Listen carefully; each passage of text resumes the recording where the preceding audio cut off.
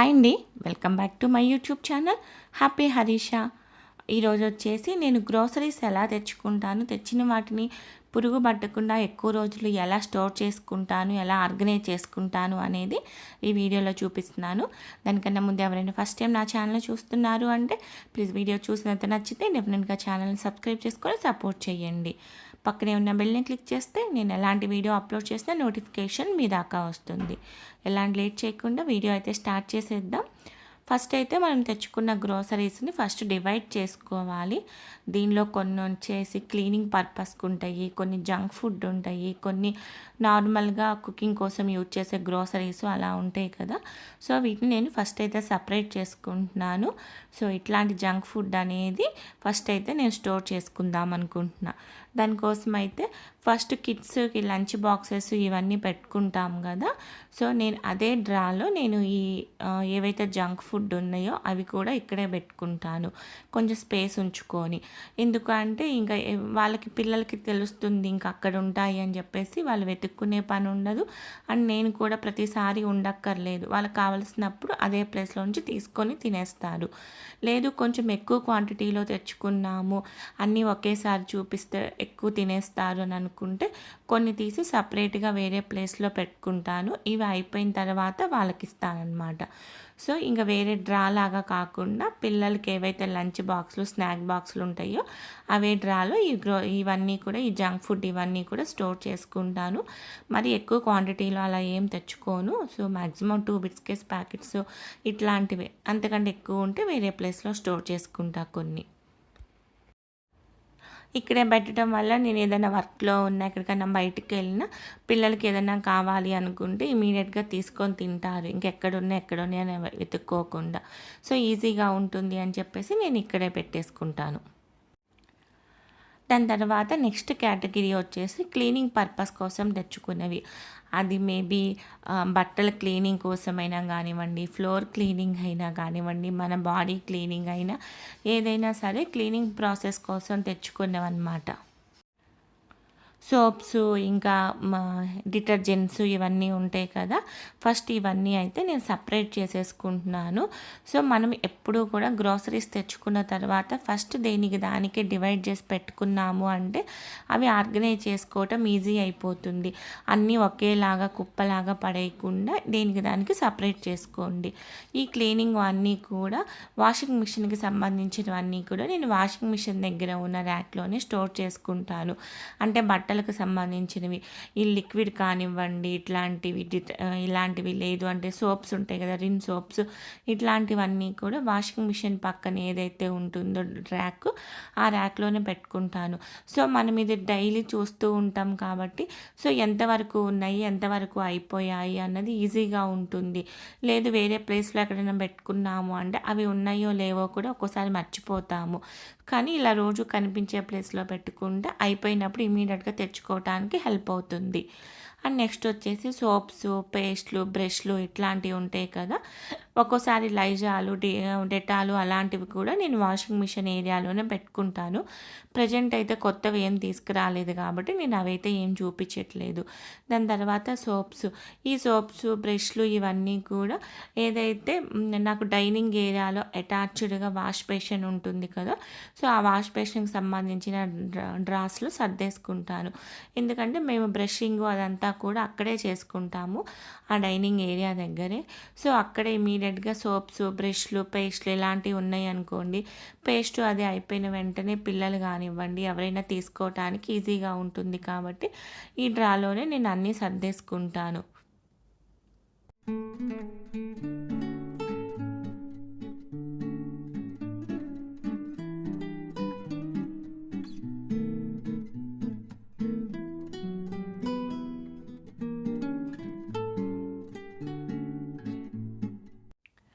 Maximum వచ్చేసి షాంపూకి bottles కూడా use చేస్తాము, అవి బాత్రూంలోనే ఉంటాయి. బట్ పిల్లలు స్నానానికెళ్లారు అంటే వాళ్ళు యూజ్ చేసే దానికన్నా దాంతో ఆడుకోవటమే ఎక్కువ ఉంటుంది. షాంపూతో గానీ, సోప్స్‌తో గానీ ఎక్కువ ఆడుకుంటూ ఉంటారు మా పిల్లలు. సో, అందుకని చెప్పేసి ఇలాంటి ప్యాకెట్స్ కూడా తెచ్చుకుంటాను, షాంపూ ప్యాకెట్స్. సో, వాళ్ళెళ్తున్నారు స్నానానికి అన్నప్పుడు 1 ఆర్ 2 ప్యాకెట్స్ కట్ చేసి ఇచ్చాము అంటే వాటినే యూజ్ చేసుకుంటారు. ఇంకా ప్రతిసారి అని కాదు, ఎక్కువ టైము కొన్నిసార్లు బాటిల్స్ యూజ్ చేయమని చెప్తే, కొన్నిసార్లు అయితే ఇలాంటి ప్యాకెట్స్ యూజ్ చేస్తాను. సో, అందుకని దానివల్ల మరి వేస్టేజ్ ఎక్కువ తగ్గుతుంది.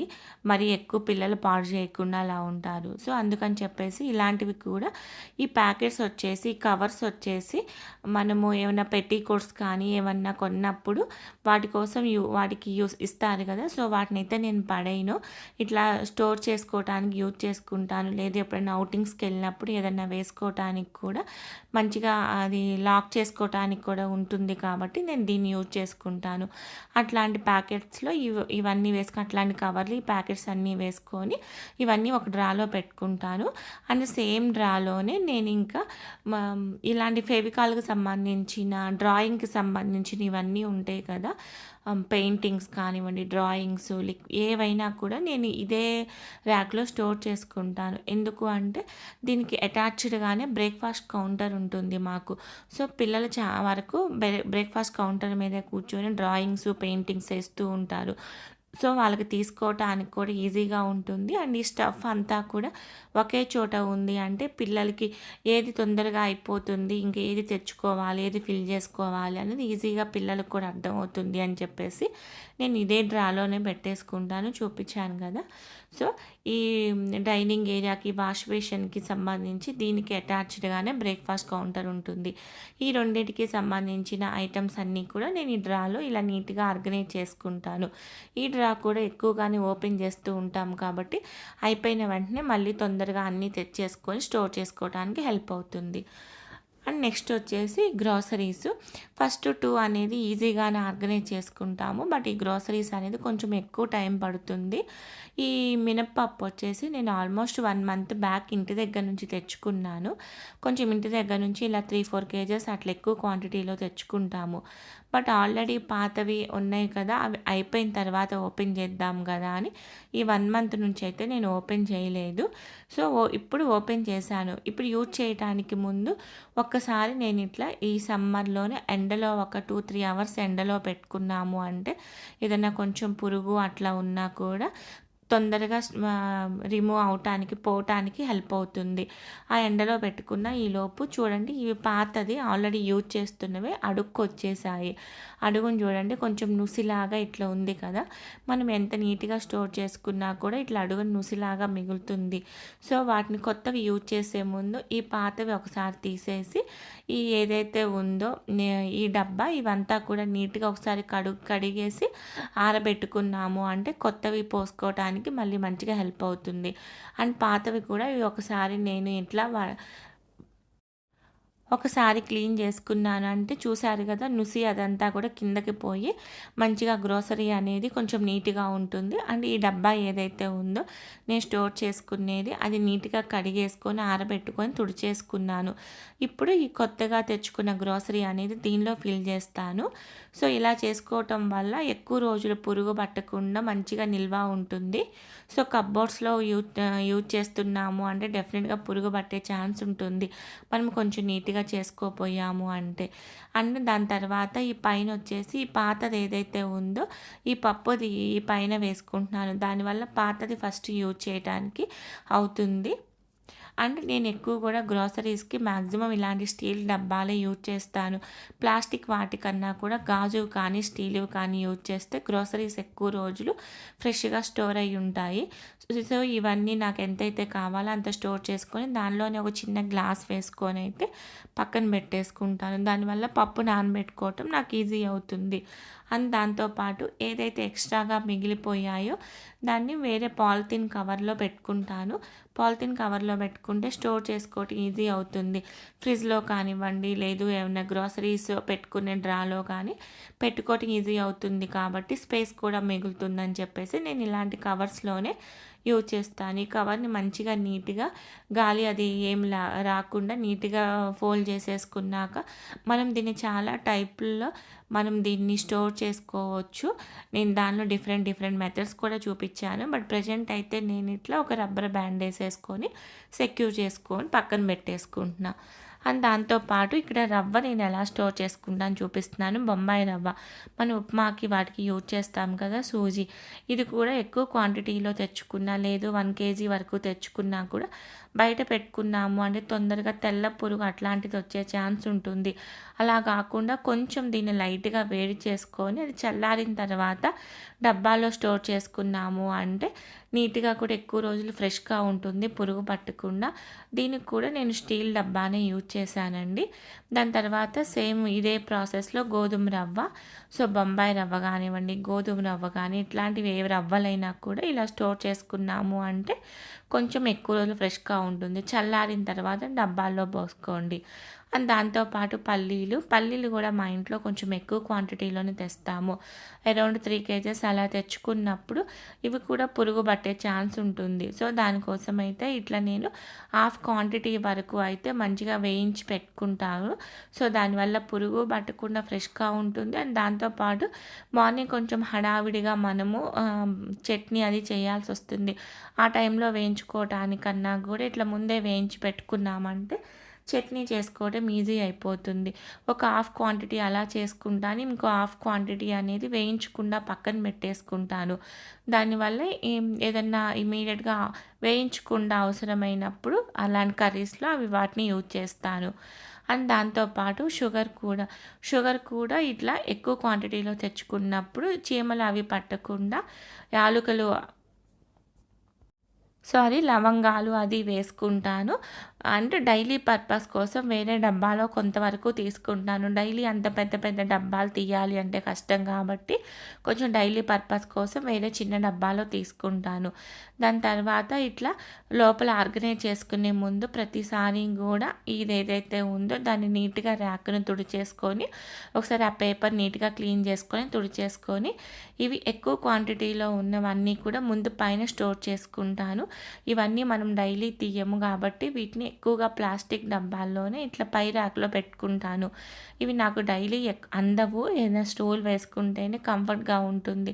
సో అవి అవసరం లేదు కాబట్టి వాటిని పై ర్యాక్‌లో ఇలా పెట్టేసుకుంటాను. అండ్ దాంతోపాటు మ్యాక్సిమం సేమియా అనేది రోస్టెడ్ సేమియానే తెచ్చుకుంటాను. లేదు అది కొంచెం కాస్ట్ ఎక్కువ అనుకున్నప్పుడు ఇట్లా నార్మల్ సేమియా తెచ్చుకుంటే దీన్ని రోస్ట్ చేసుకుంటాను.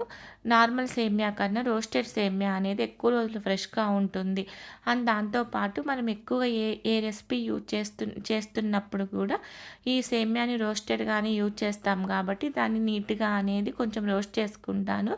సిమ్ అనేది కొంచెం లో ఫ్లేమ్‌లో పెట్టుకొని దీనన్నిటికీ కూడా దాదాపు ఒక 2-3 అవర్స్ టైం పడుతుంది. బట్ ఒకేసారి ఇలా చేసుకొని ఉంచుకున్నాము అంటే కర్రీస్ చేసేటప్పుడు కానీ, రెసిపీస్ చేసేటప్పుడు కానీ, వంట చేసేటప్పుడు టైం టేకింగ్ అనేది తక్కువ ఉంటుంది. అండ్ దాంతోపాటు బెల్లం కూడా తెచ్చుకున్న తర్వాత ఇలా సన్నగా తురిమి తీసుకుంటాను. సో ఇలాంటిది యూజ్ చేయటం ఈజీ అయిపోతుంది. ఎక్కువ బెల్లం పౌడర్ లాగా కూడా దీన్ని యూజ్ చేయొచ్చు. అప్పుడు బెల్లం నలగగొట్టే ఆ టైం అనేది తగ్గుతుంది. దీనిలోనే ఏదన్నా ఒక స్పూన్ కానీ ఏదన్నా ఒకటి వేసుకున్నాము అంటే దాన్ని యూజ్ చేయటం ఈజీ అయిపోతుంది. ఇట్లా మ్యాక్సిమం డైలీ యూజ్ చేసే గ్రోసరీస్ అన్నీ కూడా నేను ఇలాంటి స్టీల్ డబ్బాలోనే యూజ్ చేస్తాను. అండ్ మన సేమియా కూడా మంచిగా చల్లారిపోయింది. దాన్ని కూడా స్టోర్ చేసుకున్నాను. ఇలా నావన్నీ కూడా స్టీల్ డబ్బాలే కాబట్టి దేనిలో ఏది ఉంది అనేది కొంచెం తీసుకోవటం డిఫికల్ట్ అవుతుంది అని చెప్పేసి నేను ఇలా అన్నిటికీ పేపర్తో నేమ్స్ రాసి పెట్టుకున్నాను. బయట మీకు స్టిక్కర్స్ కూడా దొరుకుతాయి. స్టిక్కర్స్ అయినా యూజ్ చేయొచ్చు. లేదు అంటే ఇట్లాంటి పేపర్స్ అయినా కూడా వాటి మీద నేమ్స్ రాసుకొని ప్లాస్టర్తో అంటించుకోవచ్చు. అండ్ ఇది వచ్చేసి మా ఇంట్లో బయట చెట్లకి యూజ్ చేసే స్టాండ్.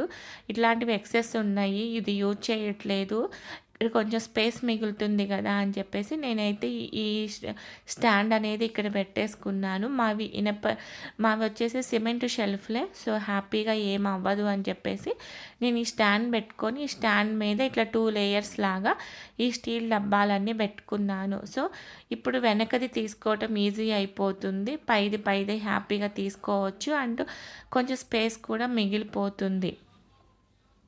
ఓకేనా. దాని తర్వాత ఎక్కువ మంది మిస్టేక్స్ చేసేది ఏంటి అంటే ఈ ఆయిల్ స్టోర్ చేసుకోవటంలో ఆయిల్ అనేది చాలా ఇంపార్టెంట్ రోల్ ప్లే చేస్తుంది మన కుకింగ్లో కానివ్వండి, హెల్త్ మెయింటైన్ చేసుకోవటంలో కానివ్వండి. నేను మ్యాక్సిమం మంత్కి నాకు 1 to 1.5 litre refined oil and 1 litre వచ్చేసి కోల్డ్ ప్రెస్డ్ ఆయిల్ పడుతుంది. సో మ్యాక్సిమం ఒక 2 to 1.5 లీటర్స్ మొత్తం కలిపి దీన్ని ఎలా స్టోర్ చేసుకుంటానని చూపిస్తాను. నార్మల్గా అయితే రిఫైండ్ ఆయిల్ ప్యాకెట్స్ తెచ్చుకుంటాను, 2 ప్యాకెట్స్, ఒక 1.5 ప్యాకెట్ వరకు అయితే యూజ్ అవుతుంది. సో వాటిని ఫస్ట్ వచ్చేసి యూజ్ చేయని ఆయిల్ కోసం అయితే ఇట్లాంటి ఒక కంటైనర్ తీసుకుంటాను. దీన్ని వెంటనే ఆయిల్ అయిపోయిన వెంటనే నీట్గా వేడి నీళ్ళతో వాష్ చేసేసి నీట్గా తుడిచేసుకుంటాను.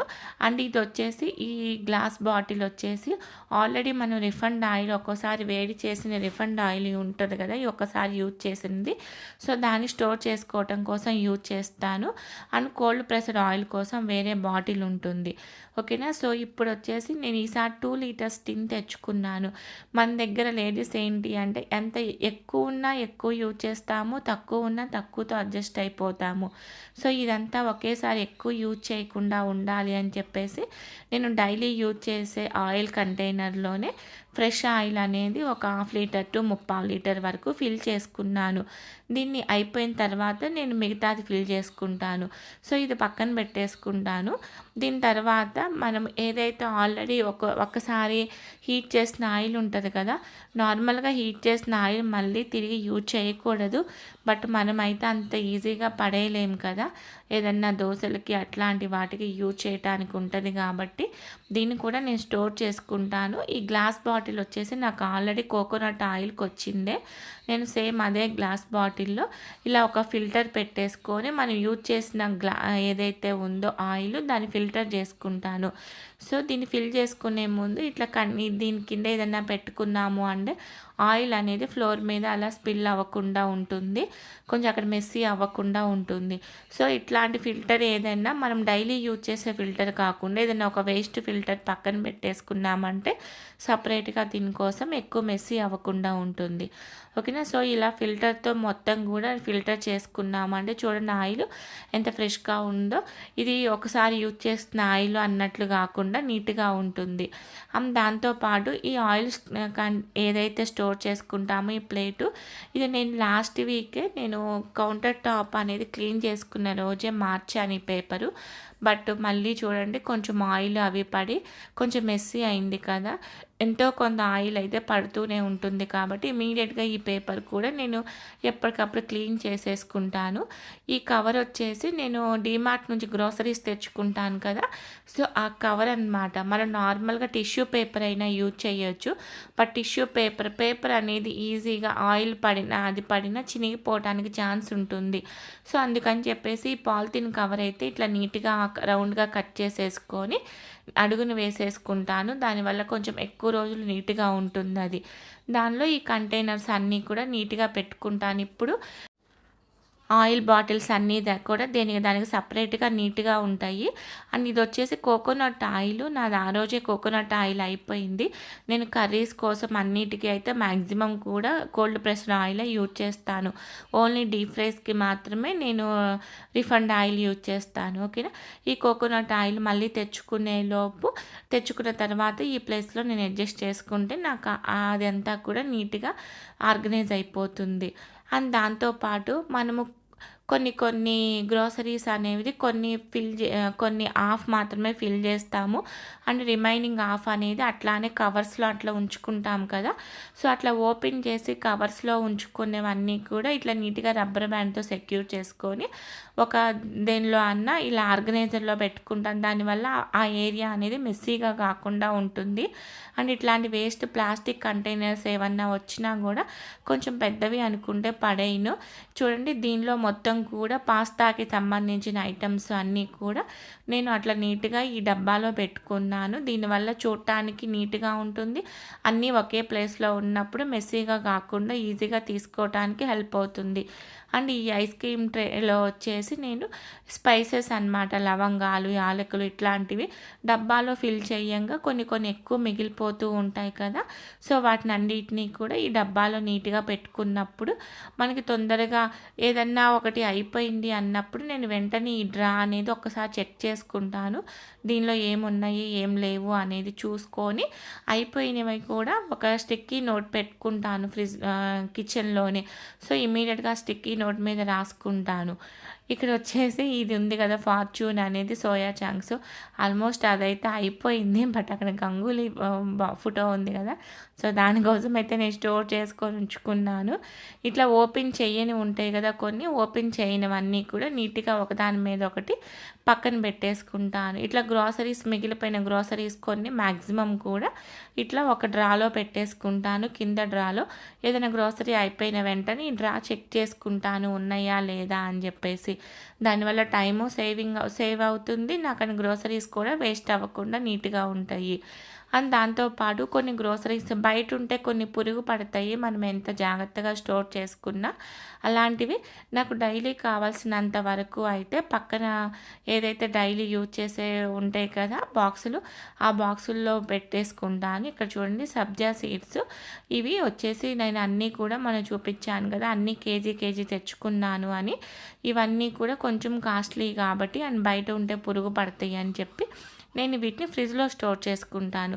డైలీ ఎంత కావాలో అంత తీసి పక్కన పెట్టేసుకొని ఇవన్నీ ఒకే చోట పెట్టుకుంటాను. ఇవి చూడండి మిగతావి చియా సీడ్స్ కానివ్వండి, పంకిన్ సీడ్స్, ఈ సీడ్స్ అన్నీ కూడా కావాల్సిన క్వాంటిటీ వరకు బయట కొన్ని పెట్టుకుంటాను. రిమైనింగ్ అన్నీ కూడా ఇట్లా మంచిగా బాక్సుల్లో కంటైనర్స్లో పెట్టుకొని డబ్బాల్లో ఫ్రిడ్జ్లో స్టోర్ చేసుకుంటాను. నా ఫ్రిడ్జ్లో కూరగాయలు, ఫ్రూట్స్ ఇట్లాంటి వాటికన్నా కూడా ఇట్లాంటి గ్రోసరీసే ఉంటాయి. ఫ్రూట్స్, వెజిటేబుల్స్ ఇవన్నీ డైలీ బయటికి వెళ్తాం కాబట్టి డైలీ తెచ్చుకుంటాము. ఫ్రిడ్జ్లో అయితే ఏం స్టోర్ చేసుకోను. ఇవన్నీ చూడండి ఇట్లా ఎక్సెస్ ఉన్నాయి అన్నీ కూడా ఇట్లా ఫ్రిడ్జ్లో స్టోర్ చేసుకుంటే ఎక్కువ రోజులు పురుగు పట్టకుండా ఫ్రెష్గా ఉంటాయి. ఇలా నేను నా మంత్లీ గ్రోసరీస్ అన్నీ కూడా ఆర్గనైజ్ చేసుకుంటాను అండ్ నీట్‌గా ఎక్కువ రోజులు పురుగు పట్టకుండా ఉండేలాగా. ఐ హోప్ ఈ వీడియో మీకు హెల్ప్ అయిందని అనుకుంటున్నాను. అలా హెల్ప్ అయింది అంటే మాత్రం డెఫినెట్గా ఛానల్ని సబ్స్క్రైబ్ చేసుకొని సపోర్ట్ చేయండి. పక్కనే ఉన్న బెల్ని క్లిక్ చేస్తే నేను ఎలాంటి వీడియో అప్లోడ్ చేసినా నోటిఫికేషన్ అనేది మీ దాకా వస్తుంది. మన వీడియోస్ అన్నీ కూడా ఎవ్రీడే మార్నింగ్ 11 అప్లోడ్ చేస్తూ ఉంటాను. వీడియో నచ్చింది అంటే మాత్రం డెఫినెట్గా లైక్ చేయండి. మీరు చేసే లైక్ వల్ల ఈ వీడియో ఎక్కువ మందికి రీచ్ అవుతుంది. Thank you so much for watching. ఇంకొక మంచి యూస్ఫుల్ వీడియోతో మళ్ళీ కలుస్తాను. Take care, bye.